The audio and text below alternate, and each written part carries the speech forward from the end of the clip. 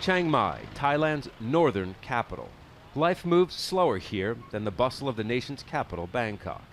But the last 2 decades have seen rapid economic growth, and at the same time, the province has earned a spot on Thailand's political map.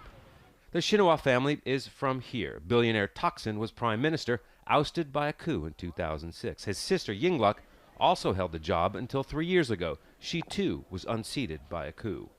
Their support base calls themselves the Red Shirts. For the most part, they've been silenced since the 2014 coup. Thanks to sweeping power held by the military government to squash any protest, silence any critics.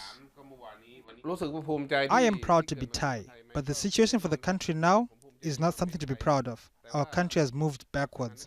PETCHAWAT PATTHANAPONG SIRIKUL started the first Red Shirt group. He says they have gone dormant, but will wake up if the government does not come through with its promises of reconciliation and elections. We'll come out and gather in protest if the government doesn't fulfill the roadmap promises, because the country needs to move forward. We need an election and a democracy. In Thaksin's favorite noodle shop, his image still hangs on the walls, despite fleeing Thailand years ago to avoid corruption charges.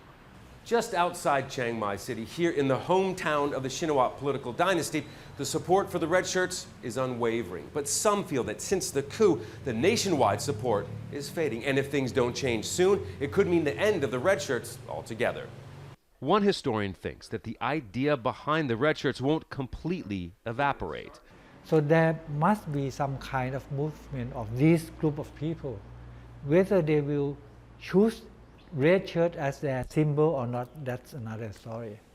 Book Republic opens its doors to those who want to speak out about the government. The owner's been questioned by the army 5 times. It's a favorite for university students. If you were to ask if I'm proud to live in a country where we are constantly being told what to think, that's when it gets hard. There's no beauty in stolen freedom.